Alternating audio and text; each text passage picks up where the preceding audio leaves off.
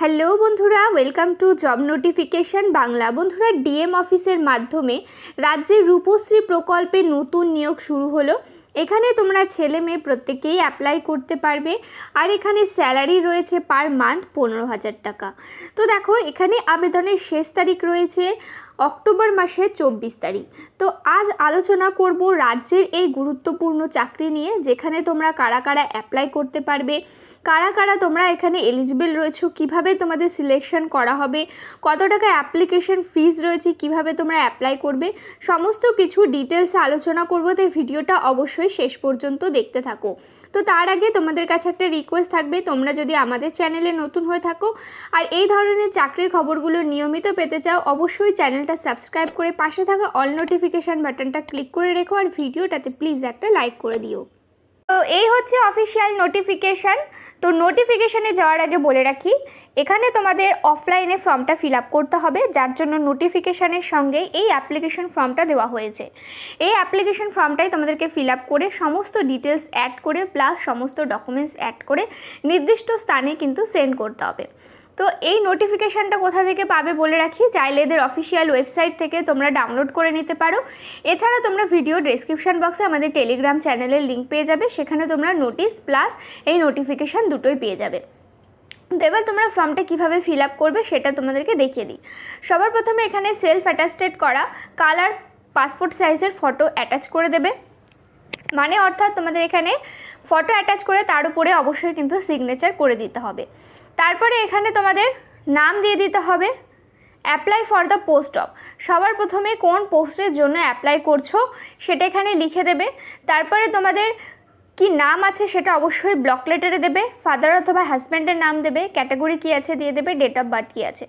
তো আরেকটা কথা বলে রাখি, তোমরা কিন্তু সমস্ত অ্যাপ্লিকেশন ফর্মটাই ব্লক লেটারেই ফিল আপ করবে, স্মল লেটারে কিন্তু ফিল আপ করবে না।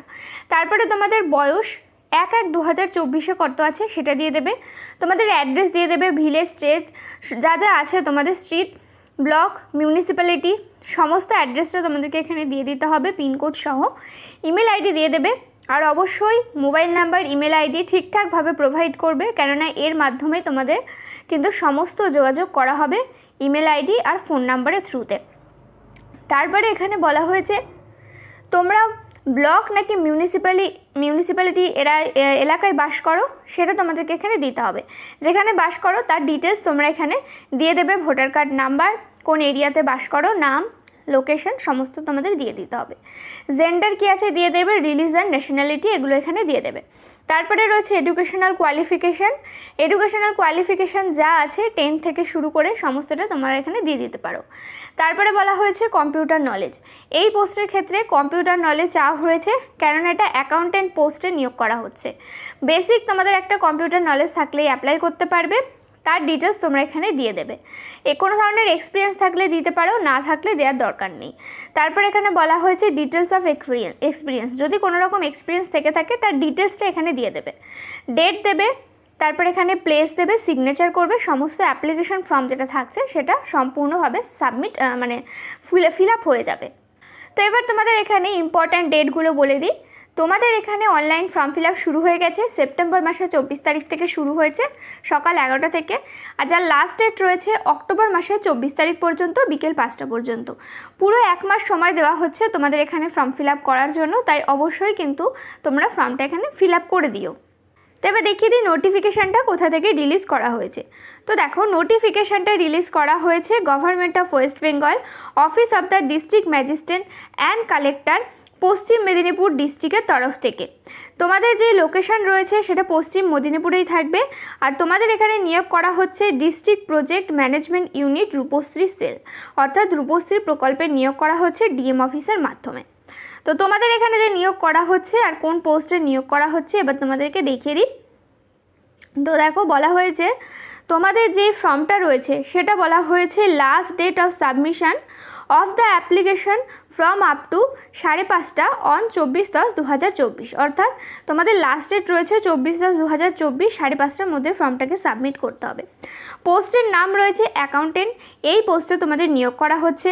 পার মান্থ তোমাদের এখানে 15,000 টাকা করে স্যালারি থাকবে। নাম্বার অফ পোস্ট রয়েছে একটা, পোস্ট সংখ্যা একেবারেই কম রয়েছে, আর যেটা রয়েছে শুধুমাত্র এসসি ক্যাটাগরিতে। তো তোমাদের এখানে কিন্তু কন্ট্রাকচুয়াল বেসিসে নিয়োগ করা হচ্ছে, কোনো পার্মানেন্ট বেসিসে নিয়োগ করা হচ্ছে না। টোটাল 1 বছরের জন্য নিয়োগ করা হচ্ছে, কিন্তু এটাকে রিনিউ করা হতে পারে যদি কাজের পারফরমেন্স ভালো থাকে।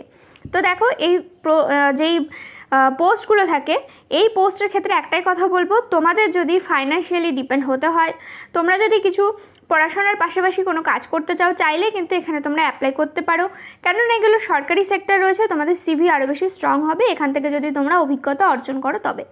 তারপরে রয়েছে এজ লিমিট, 40 বছর পর্যন্ত তোমরা এখানে অ্যাপ্লাই করতে পারবে। এসসি এসটি হয়ে থাকলে বয়সের ছাড় পেয়ে যাবে। এখানে শুধু এসসি ক্যাটাগরির জন্য ফর্ম রয়েছে, তো সেই জন্য বলে দেওয়া হয়েছে শিডিউল কাস্টের জন্য আপার এজ লিমিটে ছাড় রয়েছে, অর্থাৎ তোমরা এখানে 45 বছর বয়স পর্যন্ত অ্যাপ্লাই করতে পারবে। তারপরে রয়েছে তোমাদের রেসিডেন্টাল কোয়ালিফিকেশন। তো বলা হয়েছে applicant must be citizens of India, অর্থাৎ ইন্ডিয়ার সিটিজেন হলেই তোমরা এখানে অ্যাপ্লাই করতে পারবে। রাজ্যের প্রতিটা জেলা থেকেই তোমরা এখানে অ্যাপ্লাই করতে পারবে। তারপরে এখানে বলা হয়েছে রেসিডেন্টাল প্রুফ সার্টিফিকেট হিসেবে তোমরা এখানে আধার কার্ড অথবা ভোটার কার্ড দিতে পারো, অর্থাৎ তোমরা কিন্তু রাজ্যের 23 জেলা থেকেই অ্যাপ্লাই করতে পারছো। এই ধারণা কিন্তু একদমই রেখো না যে তোমরা যে কোনো একটা জেলা থেকে অ্যাপ্লাই করতে পারবে। তারপরে রয়েছে এসেনশিয়াল কোয়ালিফিকেশান। তো দেখো কোয়ালিফিকেশানের মধ্যে বলা হয়েছে তোমাদের যদি কমার্স গ্র্যাজুয়েট করা থাকে উইথ অনার্সের সঙ্গে তাহলে অ্যাপ্লাই করতে পারবে। সাথে তোমাদের working knowledge of computers and ability work in MS office package, অর্থাৎ কম্পিউটারে তোমাদের এখানে নলেজ চাওয়া হয়েছে, সাথে এমএস অফিসের তোমাদের নলেজ থাকতে হবে, যেমন MS Word, MS Excel, MS PowerPoint, এগুলোতে তোমাদের নলেজ থাকতে হবে। সাথে ট্যালি, এই ধরনের বেসিক বা অ্যাডভান্স কাজগুলো তোমাদের জানা থাকবে। বেসিক প্লাস অ্যাডভান্স কাজগুলো কিন্তু তোমাদের কাছ থেকে চাওয়া হয়েছে। এর কারণ হচ্ছে এটা কিন্তু সম্পূর্ণ তোমাদের ক্ল্যারিক্যাল বেস জব রয়েছে, অ্যাকাউন্টেন্ট পোস্টে নিয়োগ করা হচ্ছে, সেই জন্য তোমাদের কিছু কাছে কিন্তু কম্পিউটার যে লিটারেসিটা চাওয়া হয়েছে সেটা কিন্তু একদম ম্যান্ডেটরি রাখা হয়েছে। তারপরে এখানে বলা হয়েছে মিনিমাম 3 বছরের ওয়ার্কিং এক্সপিরিয়েন্স যদি থেকে থাকে any government or non government অর্গানাইজেশনের উপরে, তাহলেও কিন্তু তোমরা এখানে অ্যাপ্লাই করতে পারবে। তারপরে এখানে বলা হয়েছে জব রেসপন্সিবিলিটি, এখানে কী ধরনের তোমাদের জব করতে হবে, কী ধরনের তোমাদের জব প্রোফাইল থাকছে সেটা বলা হয়েছে। মোড অফ সিলেকশন, কীভাবে তোমাদের এখানে সিলেকশনটা করা হবে। তো দেখো সিলেকশনের ক্ষেত্রে টোটাল 3টে স্টেজ থাকছে। প্রথম স্টেজে হবে রিটেন টেস্ট। রিটেন টেস্টে তোমাদের সাবজেক্ট থাকবে জেনারেল নলেজ, কারেন্ট অ্যাফেয়ার্স, তারপরে রয়েছে general mental ability, arithmetic, English থাকছে এবং অ্যাকাউন্টেন্সি থেকে টোটাল 50 নম্বরের পরীক্ষা হবে। আর হবে তোমাদের এখানে একটা কম্পিউটার টেস্ট, যেখানে তোমাদের টোটাল 40 নম্বরের পরীক্ষা হবে। তারপরে হবে পার্সোনালিটি টেস্ট বা ইন্টারভিউ, যেটা 10 নম্বরের হবে। এইভাবে টোটাল তোমাদের 100 নম্বরের ওপরে কিন্তু ফাইনাল মেরিট তৈরি হবে, আর প্রত্যেকটা স্টেজের নাম্বারই কিন্তু ফাইনাল মেরিটে যুক্ত হবে। তারপরে এখানে কিছু জেনারেল ইনস্ট্রাকশন দেওয়া হয়েছে, যেগুলো তোমাদেরকে বলে রাখি। তোমাদের এখানে কিন্তু সিলেকশন প্রসেস বলে রাখলাম, রিটেন টেস্ট হবে, কম্পিউটার টেস্ট হবে এবং ইন্টারভিউয়ের মাধ্যমে সিলেকশন করা হবে। তারপরে এখানে বলা হয়েছে তোমাদের যদি ডকুমেন্ট ভেরিফিকেশনের জন্য কল আসে বা তোমরা যদি শর্টলিস্টেড ক্যান্ডিডেট হও, তো সেক্ষেত্রে তোমাদের কোন কোন ডকুমেন্টস নিয়ে যেতে হবে। সেক্ষেত্রে তোমাদের অরিজিনাল ডকুমেন্ট নেবে, প্লাস সেলফ অ্যাটেস্টেড করা একটা করে ফটোকপি নিয়ে নেবে। নিয়ে তোমাদের এখানে বলা হয়েছে কি কি নিতে হবে। দেখো বলা হয়েছে আইডেন্টি প্রুফ সার্টিফিকেট নিতে হবে, একাডেমিক কোয়ালিফিকেশনের সার্টিফিকেট এবং মার্কশিট নিয়ে নেবে, কাস্ট সার্টিফিকেট নিয়ে নেবে, ডেট অফ বার্থ সার্টিফিকেট নেবে, certificate of knowledge in computer certificate নেবে এবং এক্সপিরিয়েন্স সার্টিফিকেট এগুলো নিয়ে নেবে। নেওয়ার পরে তোমাদের যেদিন ভেরিফিকেশান থাকবে সেদিন তোমাদের নির্দিষ্ট স্থানে পৌঁছে যেতে হবে যদি শর্টলিস্টেড ক্যান্ডিডেট হয়ে থাকো। আর তোমাদের এখানে বলে দিলাম যেই ইম্পর্ট্যান্ট ডেটগুলো রয়েছে সেগুলো বলে দিলাম। এবার বলি তোমরা কিভাবে সাবমিট করবে ফর্মটা। তো ফর্ম তোমাদের সাবমিট করার ক্ষেত্রে বলা হয়েছে ফিজিক্যালি তোমাদেরকে সাবমিট করতে হবে, অর্থাৎ এদের ড্রপ বক্সে গিয়ে তোমাদের সেন্ড করতে হবে।